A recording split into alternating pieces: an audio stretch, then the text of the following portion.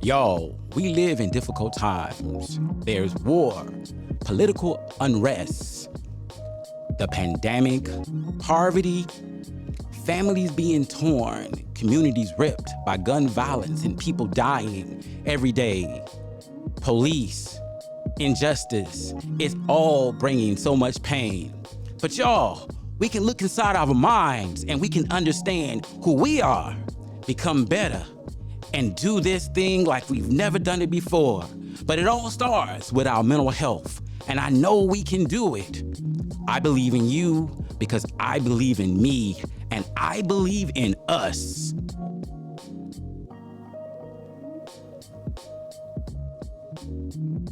Hello, my name is Gerald McGee, clinical therapist and founder of Everyday People Individual and Family Counseling Center, located in the Shore Cultural Center, the red building in the middle. And we're celebrating 10 years of Everyday People Individual and Family Counseling Center. I must say, I'm so excited to be here today. And for this podcast, we'll be talking about our frozen beliefs stuck in time. But before we talk about that, I want to start with an attitude of gratitude. And today, the attitude of gratitude is empathy. You see, we can't be good if we can't be compassionate and connected with other people.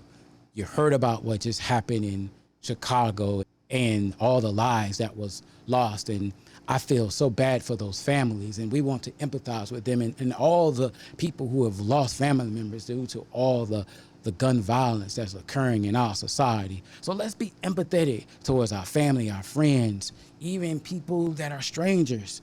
Be connected, because when we are connected, we will make our world a better place. Too many of us are going into our own houses and our own rooms, and we're not connecting enough. And so we don't know what's going on until something tragic happens. So let us be more empathetic. Let us connect.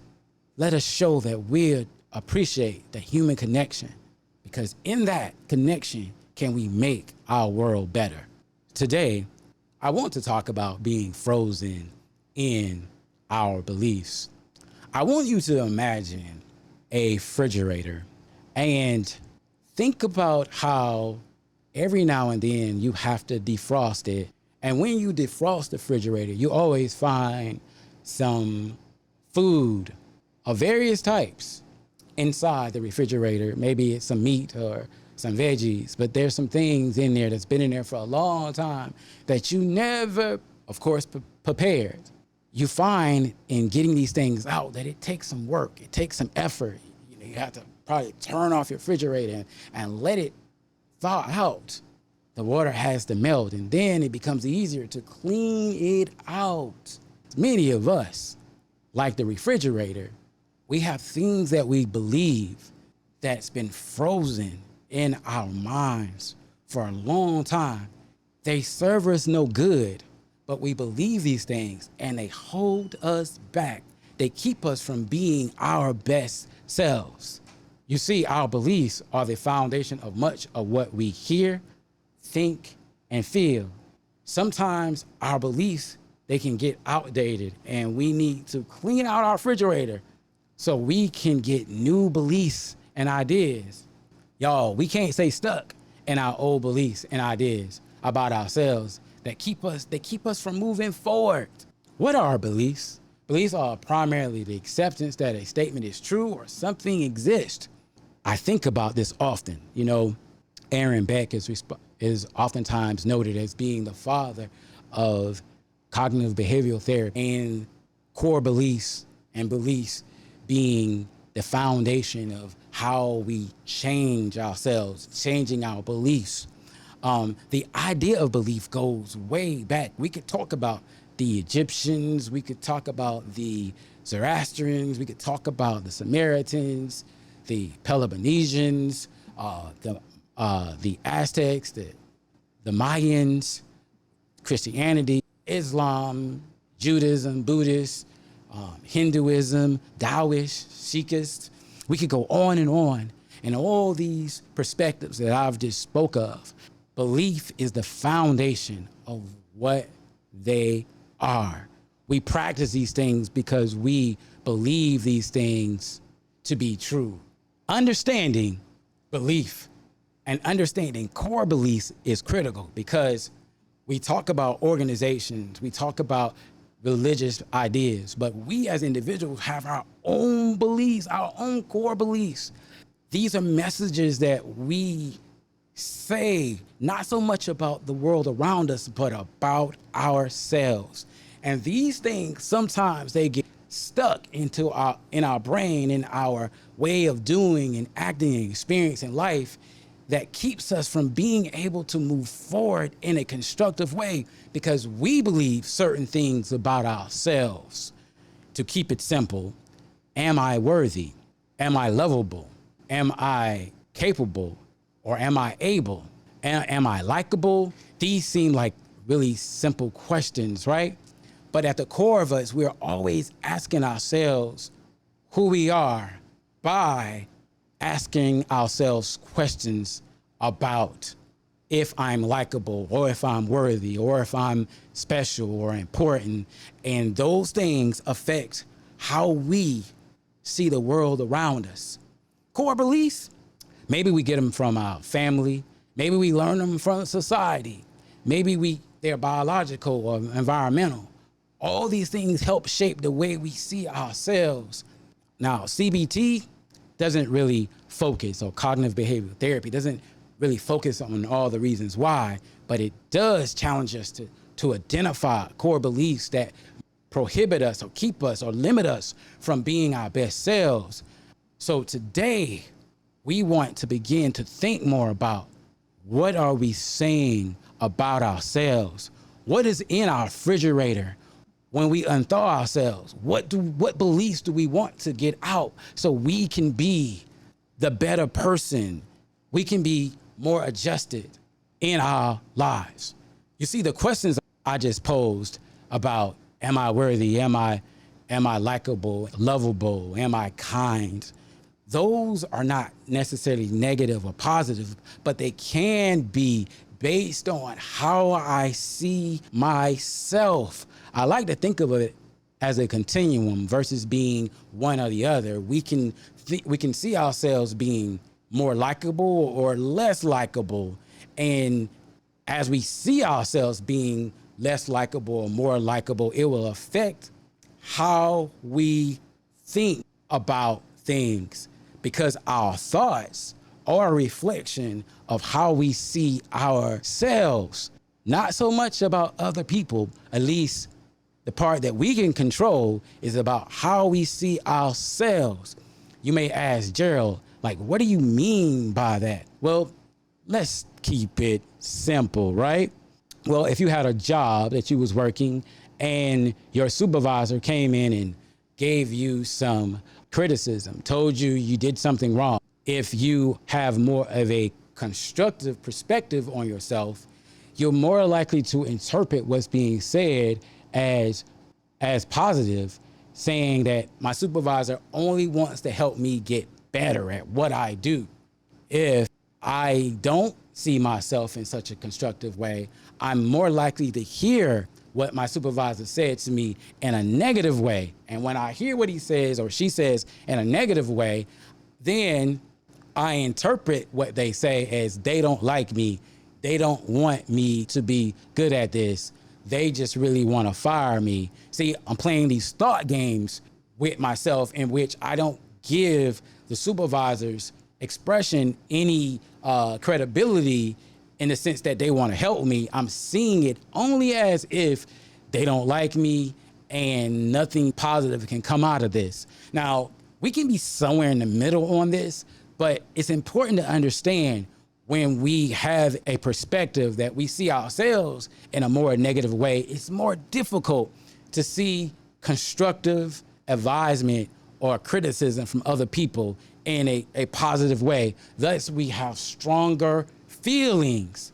So in this situation, we're arguing that feelings can be actually influenced by our thoughts and our core beliefs. Oftentimes, because we feel feelings, we think feelings are always dominant. And feelings are a powerful part of who and what we are, but feelings don't always control everything. Remember, that's the limbic system, but the neocortex or the frontal lobe controls our thinking. And oftentimes I'll say this part of our brain is the least developed and it has the fewer connections in the brain. However, it is so powerful because language, our society, much of who we are, it has evolved because of the frontal lobe. And in that place, we can regulate emotions and we can discipline our instinctive drives to some degree, so we're not always acting on them. So in that way, we also can sometimes control our emotions and look at things more objectively. So our feelings can be regulated by the way we perceive things. So by changing our core beliefs, seeing ourselves in a more constructive way, we can then move towards more constructive thoughts, and we can regulate our emotions around things better, which then impacts the behavior, our behaviors. Our behaviors are the results of our thoughts, feelings, and of course, core beliefs. The way I respond to people, the way I act. So if I feel like my supervisor doesn't like me, doesn't want me to be there, maybe I'm feel less motivated to make the changes. So I might be less likely to go to them and ask for help because I'm afraid they're just going to tell me I'm not doing a good job, and thus I don't want to hear that. I'm avoiding because I don't want to hear anything that sounds like criticism, so I don't talk to them. The other side of it is, well, I feel like my supervisor is trying to help me get better at my job, so I go to them. I get more support. Now, the person who avoids and the person that goes to the supervisor might both struggle on some level the experience. However, the one that's going to get help will probably be more likely to improve because they're seeking help and they're not seeing it as a negative thing, where the other one who avoids it, don't go get help, that person, they continue to have the same struggle. Think about it another way or from another angle. Somebody breaks a leg. They go to the doctor says, look, if you elevate your leg and stay off it for X amount of time each day, you'll get better. The other person, they injure their leg. They may say, well, oh man, my athletic career is ruined. They hear the instructions, but they're less likely to engage in the practices that the doctor have provided to them.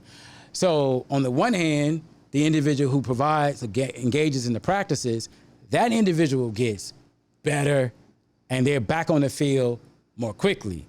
The other individual, because they're so focusing on their injury and being hurt and how it took them off the field and how bad things always happen to them, they don't do their rehabilitation as they should.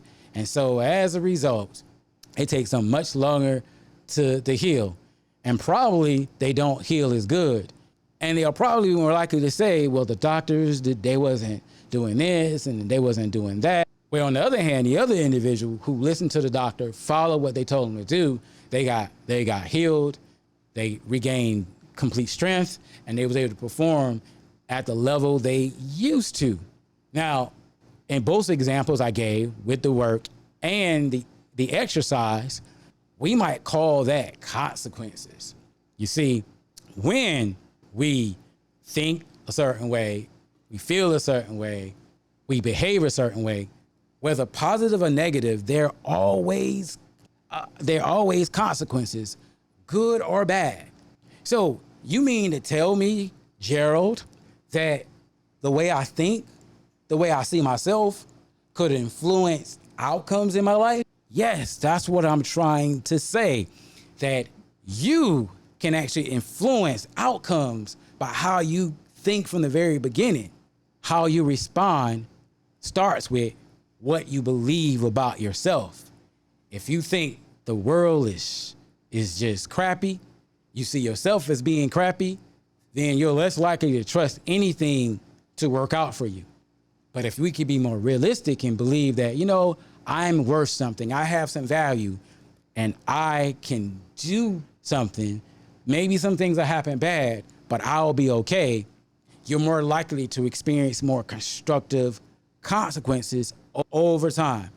And somebody might be saying right now, but Gerald, this happened to me or that happened to me. Look, I'm not saying this is absolute or it answers all questions, but what I want you to do is I want to challenge each one of you to examine your experiences, be able to explore yourselves and see what you're saying about yourself.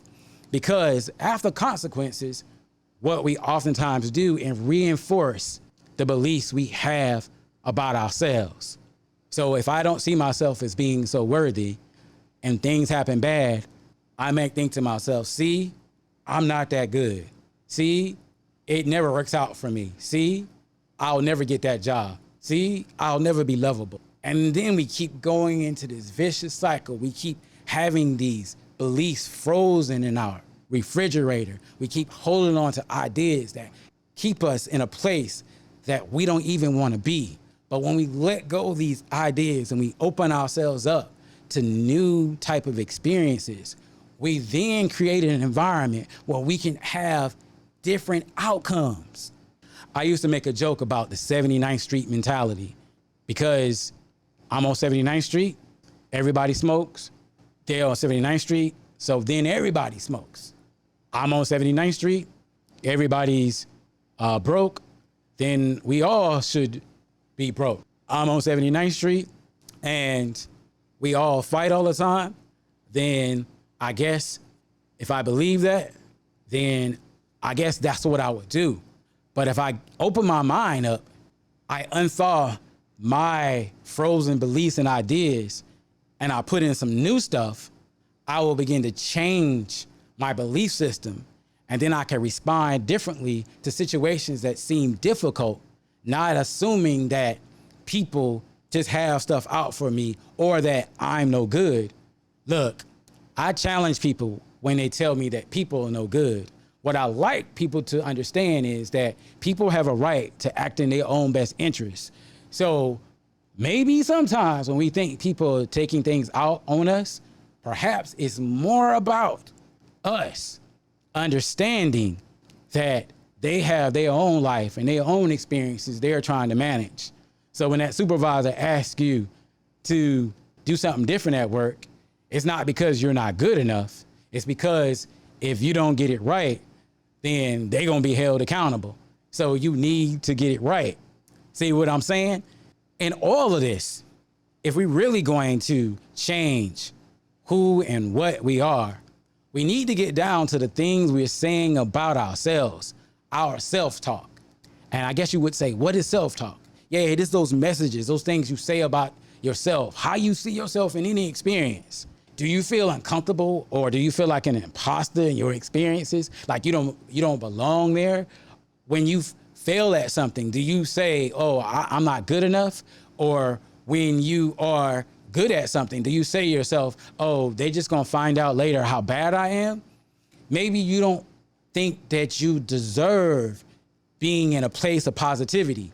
If you feel like this, I want you to challenge yourself to get rid of those old ideas, those beliefs that say you don't deserve to be where you are, doing what you're doing.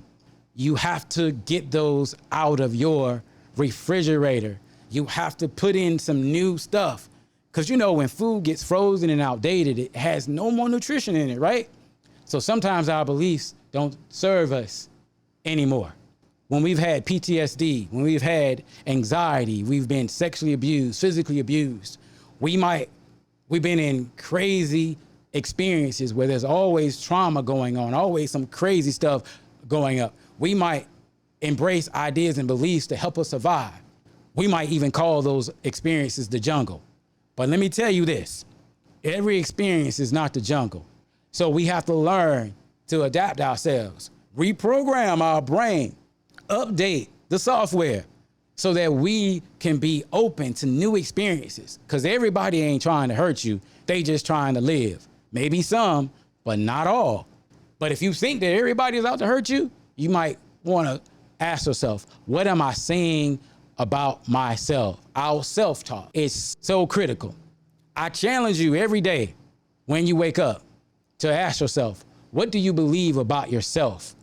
What are the messages that you say about yourself?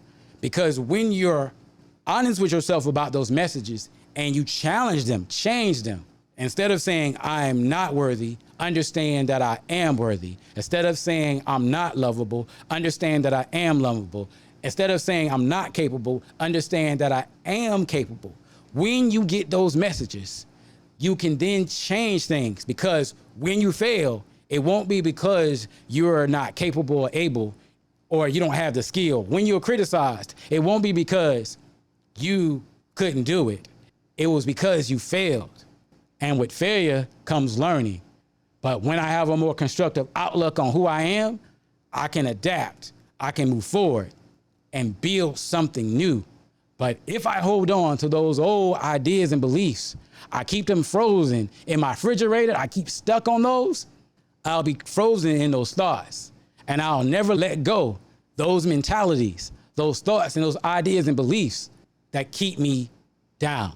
So with this being said, y'all, let us move. Let us defrost our refrigerator. Let's get those old ideas and beliefs out and put in new, more constructive ones. Because in that, we break the cycle of thoughts, core beliefs, thoughts, feelings, behaviors, consequences, reinforcing those negative ideas. But now we put in new ones where we reinforce positive ideas. I believe in me and I believe in you. And I know when we change the way we think, we can move mountains. Do you? Thank you.